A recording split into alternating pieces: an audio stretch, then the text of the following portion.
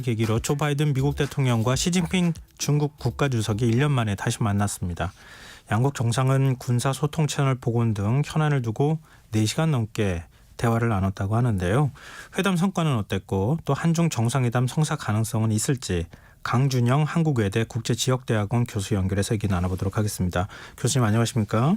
네, 안녕하세요. 네, 우선 1년 만에 미중 정상이 만났다는 거, 이 관계 정상화에 대한 의지가 있다 이렇게 평가할 수 있을까요?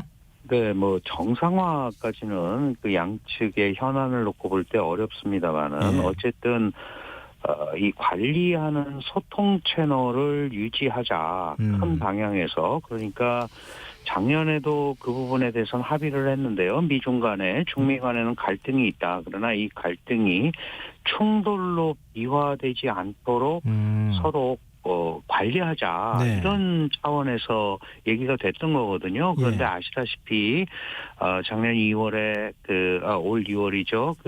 소위 정찰풍선 사건으로 계속 미뤄지다가 그 이후에 이제 연속해서 블링컨의 방중, 그다음에 제닛 옐런 재무장관 방중, 그다음에 중간에 또 켈리 기후특사가 한번 갔었고, 네. 어쨌든 이런 분위기를 만들었습니다. 러먼드 상무장관까지. 그러면서 다시 한번 작년에 했던 고위급 대화나 이런 것들을 통한 소통 채널을 유지하기 위한, 관계를 안정화하기 위한 그런 의지가 드러난 거 아닌가 이렇게 볼 수 있고요. 그러나 내용을 봐서 아시겠습니다만은 양보 사항은 전혀 없었습니다.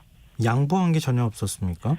네, 그러니까 자신들의 기존의 입장, 이런 부분에 대한 것들을 계속 강조를 했었죠. 왜 이렇게 말씀을 드리냐면 사실 미중 간에는 지금 대만 문제가 첨예하게 갈등을 하고 있고, 그다음에 남중국해 문제, 특히 이제 미국 같은 경우는 중국의 인권 문제, 신장 위구르 같은 이런 문제를 계속 거론하고 있고, 특히 중국 같은 경우는 제일 지금 미국으로부터 아픈 것이 이 소위 공급망 갈등을 어떻게 해소해야 되느냐, 첨단 기술이나 이런 데 대한 수출 통제, 반도체 장비 이 진입을 막는다거나 또 중국 자본에 대한 투자 심사 같은 게 굉장히 강하잖아요. 이 중국은 이걸 이제 탄압으로 인식을 하고 있기 때문에 이런 부분들이 굉장히 어렵단 말이에요. 근데 이번에 지금 대표적으로 나온 것이 바로 이제 미국이 군사 채널을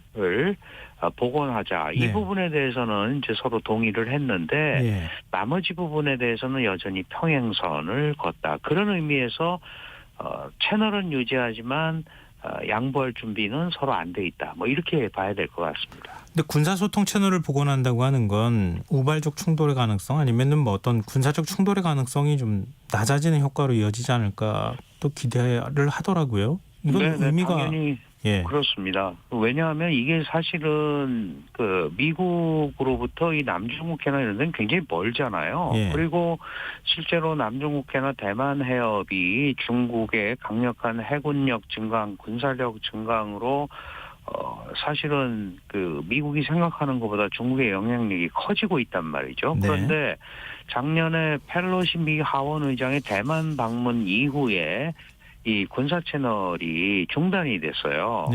거기다가 중단이 됐는데 또 리샹푸라는 국방부장이 미국이 제재 대상으로 하는 인물이었단 말이죠. 그런데 사실 얼마 전에 이제 해임을 시키고 지금 중국은 국방부장이 공석입니다.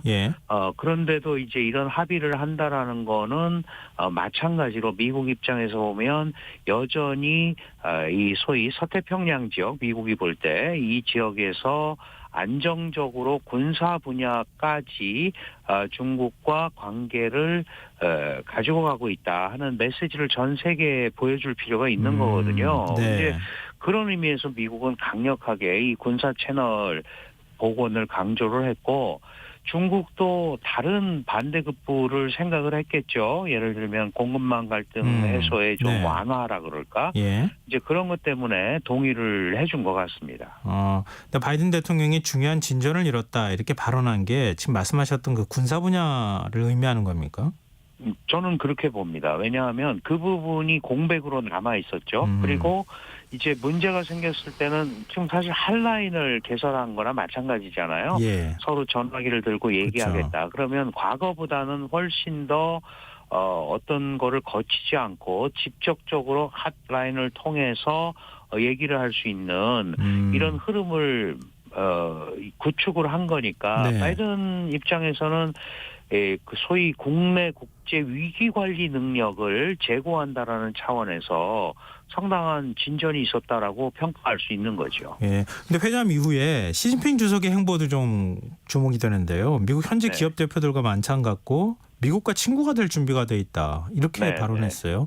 이게 그 공급망 문제를 겨냥한 것이 아닌가 또 생각이 되거든요. 네, 맞습니다. 지금 중국의 가장 큰 고민은 이제 국내 경제가 회복이 안 되는 거잖아요. 그런데 예. 이제 중국 내부에서 해결할 방법은 별로 없단 말이죠. 그러니까 외자가 계속 들어와야 되는데 지금 미국의 지속적인 소위 첨단 기술 수출 통제라든가 반도체 장비 같은 경우가 대표적이겠죠. 그다음에 다양한 형태의 소위 대중 압박이 계속되고 있으면 현지 중국에서 사업을 하기가 굉장히 어렵죠. 그러면 이제 신규 투자도 들어오기가 어렵습니다. 그렇다면 중국이 신규 투자를 받고 또 그걸 통해서 경제 발전을 꾀하려면 미국 기업들의 그 중국 이 투자가 매우 중요하잖아요. 네. 그러니까 그런 부분에 대한 메시지를 사실은 경제라는 게 굉장히 배타적이잖아요. 예. 기업이라는 것은 이익이 있으면 가는 거니까 네. 우리는 이런 개방 확대라든가 이런 준비가 돼 있다라는 거를 기업인들에게는 우회적으로 얘기하면서 네. 그런 것들이 미국 정부에게 예. 중국에 대한 이런 그 소위 통제 완화로 연결될 수 있도록 했으면 좋겠다라는 이제 시진핑 중국 국가주석의 바람, 그다음에 전략이 들어있다 이렇게 봐야 될 것 같습니다. 그런데 회담 직후에 바이든 대통령이 시진핑 주석을 겨냥해서 독재자라는 표현을 사용했어요. 지금 중국 측이 상당히 격앙된 반응을 보이고 있던데요. 그렇습니다. 이게 혹시 또 이게 정상회담 끝나고 분위기 좋은데 네, 이게 오히려 또 망가뜨리는 역할을 하지 않을까 걱정되거든요. 아마도 제가 볼 때는 이 기본적으로 바이든 대통령 입장에서 중국에 대해서 갖고 있는 인식이 네. 뭐 실수든지 아니면 의도적으로 했든지 이게 표출이 된 것 같아요.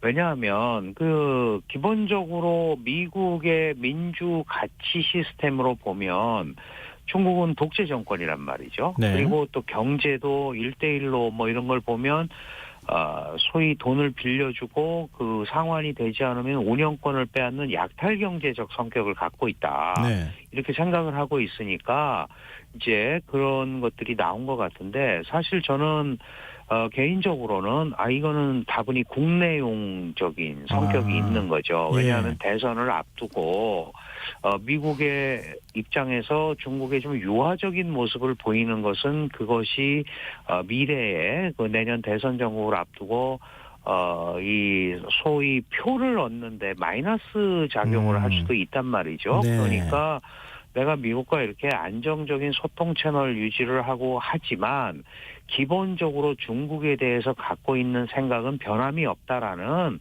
그런 메시지가 아닌가. 다만 이제 중국 입장에서 보면 회담 잘 해놓고 그렇게 바로 돌아서서 그렇게 하느냐. 그거는 우리를 매우 깔본 거다. 뭐 이제 이런 반응이 나오는 거는 당연할 것 같습니다. 그런데 미국은 다분히 그런 부분을 가지고 이제 이 국내 정치 상황으로도 좀 연결한 게 아닌가 이런 생각이 듭니다. 네. 근데 지금 내일쯤 한중 정상회담이 열릴 가능성이 있다. 이런 보도가 계속 나오고 있거든요. 교수님 어떻게 보십니까? 가능성이 있다고 보세요? 해야 되지 않을까요? 당위적 차원에서. 특히 지금 이제 이 미중이 어쨌든 소통 관리를 하고 이러면 한중 간에도 나름대로 공간이 조금 열린 거거든요. 네. 그런데 이 상황에서 한일 정상회담은 지금 확정이 되어 있는데, 이 한중 정상회담이 안 열리면 모양도 모양이고 이 분위기를 우리가 못하고 넘어갈 수가 있단 말이죠. 그런데 결국은 중요한 건 중국의 의사 아닙니까? 그렇습니다. 그런데 중국도 지금 이 전체적인 흐름을 보면 지금 이제 11월 말에 한중일 3국 외무장관 회담이 열린단 말이죠. 그리고 네. 거기를 잘 넘어가서 이제 3국 정상회의, 물론 이제 리창 총리가 옵니다마는 이걸로 넘어가는 분위기인데, 여기에서 중국도 지속적으로 한국을 이렇게 배척을 하거나 멀리 밀어내는 모습을 보이는 것은 지금 현재 중국 상황에서 중국에 유리할 거는 별로 없다고 저는 판단을 하기 때문에 네. 줄다리기를 하다가 결국은 이제 경제 교류 활성화라든가 이런 쪽에 어떤 초점을 잡아서 양측이 회담을 하는 것이 맞지 않느냐, 그런 생각이 들고, 그래서 저는 개인적으로는 이루어져야 하는 게 아닌가라는 생각과 더불어서 네. 이루어질 것 같습니다. 예. 그래요. 네. 우리 정부도 상당히 외교적 노력을 기울이지 않을까 이렇게 생각되네요. 네, 좀 굉장히 열심히 아마 물밑에서 작업을 하고 있을 겁니다. 네. 근데 오늘 바이든 대통령이요, 시 주석에게 한반도의 완전한 비핵화를 지금 언급하지 않았습니까? 네, 네.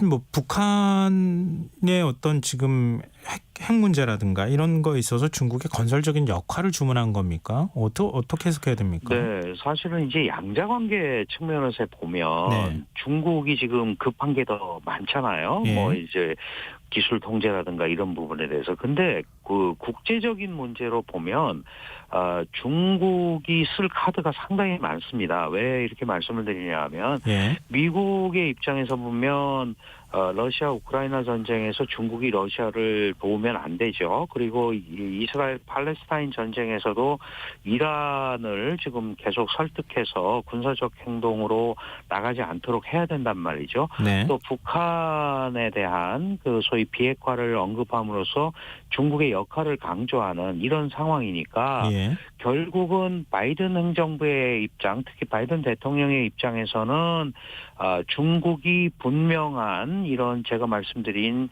지금 몇 가지 경우에서 역할이 필요하고 예. 결국 미국은 북한의 완전한 비핵화에 초점을 맞추고 있다라는 것을 다시 한번 강조를 하는 그런 알겠습니다. 수순이다. 여기서 어떤 뭐 새로운 결과가 나오기는 어렵습니다. 왜냐하면 시 주석은 또 바이든 대통령한테 북한의 안전에 대한 우려도 고려해야 된다라는, 원래 계속 북한 문제에 대해서 가지고 있던 얘기를 또 했거든요. 예. 그러니까 네.